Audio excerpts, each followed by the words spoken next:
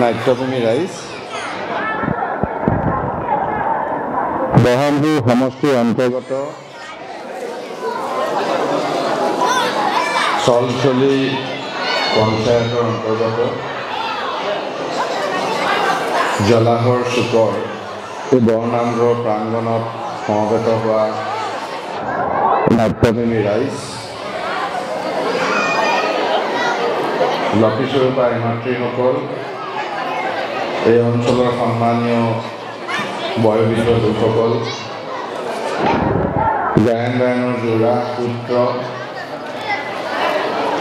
আজি নাটকত অংশগ্ৰহণ কৰিবলৈ ৰৈ থকা শিল্পীসকল আমাৰ লগত অহা বহনপুৰ সমষ্টিৰ যুৱ কংগ্ৰেছৰ সভাপতি গীতাৰ্থ শংকৰ গায়ন ডাঙৰীয়া কে প্ৰমুখ্য কৰি যুৱ বন্ধুসকল আপোনালোক সকলোলৈকে সেৱা আগবঢ়াইছোঁ, নমস্কাৰ জনাইছোঁ, শ্ৰদ্ধা জ্ঞাপন কৰিছোঁ।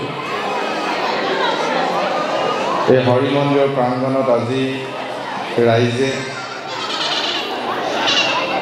দুদিনীয়া কাৰ্যসূচীৰে ৰাস মহোৎসৱ উদযাপন কৰিছে। যোৱাকালি শ্ৰীকৃষ্ণৰ ৰাসলীলা হৈ গৈছে আৰু আজি আমাৰ পৰম্পৰা অনুযায়ী আমাৰ নামঘৰত যি অসমীয়া ভাওনা কৰা হয় সেই ভাওনাখনৰ আয়োজন কৰিছে। বগাপূৰ্বত নাটকখন ইয়াত অনুষ্ঠিত কৰিবলৈ আয়োজন কৰিছে। গতিকে আমি সকলোৱে জানো যে নাটকৰ বিষয়ে সকলোৱে জানো, তথাপিও মোক যিহেতুকে একেষাৰ ক'বলৈ কৈছে মই ক'ব বিচাৰিছোঁ যে নাটক বুলি কোৱাৰ লগে লগে আমি প্ৰথমতে সেই মহাপুৰুষগৰাকীলৈ মনত পেলাব লাগিব, মহামানৱ মহাপুৰুষ শ্ৰীমন্ত শংকৰদেৱ। গুৰুজনাই আজিৰ পৰা 575 বছৰ আগতে নগাঁৱৰ আলিপুখুৰীত জন্মগ্ৰহণ কৰিছিল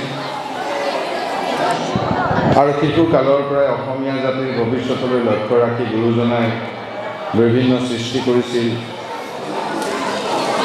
নামঘৰ সাজি উলিয়াইছিল আৰু সমাজ সংস্কাৰৰ কাৰণে সমাজৰ অতীত বৰ্তমান আৰু ভৱিষ্যতৰ কিছু কাহিনী তৈয়াৰ কৰি নাটক ৰচনা কৰিছিল।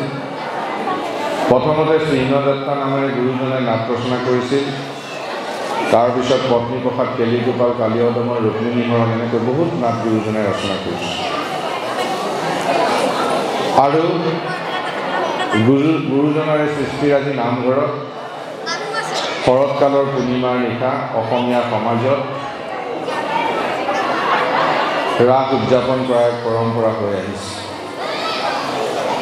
আৰু গুৰুজনাৰ সৃষ্টি নাটক আজি আমাৰ মাজত উপস্থাপন হ'ব।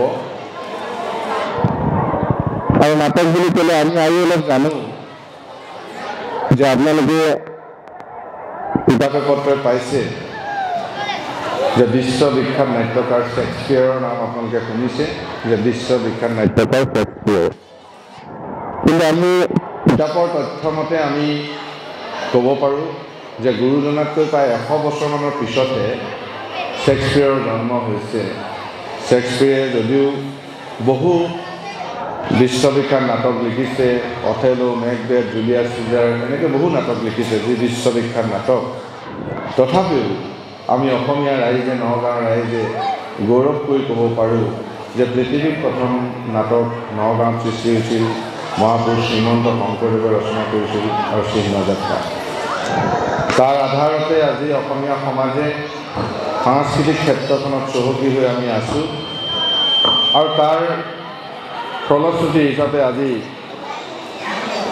সেই 500 বছৰৰ পিছতো আজি আমাৰ প্ৰতিটো প্ৰজন্মই গুৰুজনাক জীয়াই ৰখাৰ প্ৰয়াস কৰি কাম কৰি আহিছে। গতিকে মই ইয়াতে সমবেত হোৱা সমূহ ৰাইজৰ কুশল মংগল ভগৱন্তৰ ওচৰত প্ৰাৰ্থনা কৰিছোঁ।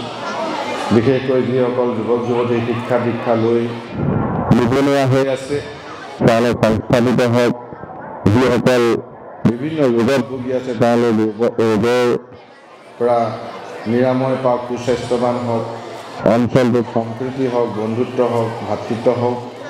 আৰু আমাৰ অসমীয়া সমাজৰ প্ৰতিখন গাঁৱতেই আমাৰ নামঘৰ থাকে। কিছু কিছু নামঘৰৰ ঐতিহ্য অলপ বেলেগ, যেনেকৈ জলাহৰ চুকৰ নামঘৰ প্ৰায় 200তকৈ অধিক পৰিয়াল ইয়াত জড়িত হৈ আছে। খেল 2টা বা 3টা থাকিব পাৰে, সেইটো সুকীয়া কথা, কিন্তু বৃহৎ এভাগ নামঘৰ আৰু বৃহৎ ৰাইজ মিলি পেলাই নামঘৰ বাগৈ আছে। আমিও আগতে অকণমান সুবিধা পাইছিলোঁ, কোনোবাই পাহৰিছে, মোৰ হয়তো মনত পৰিছে যেন লাগিছে যে নামঘৰ ভাগৰ অকণমান কিবা এটা কৰিবলৈ আমি সুবিধা পাইছিলোঁ।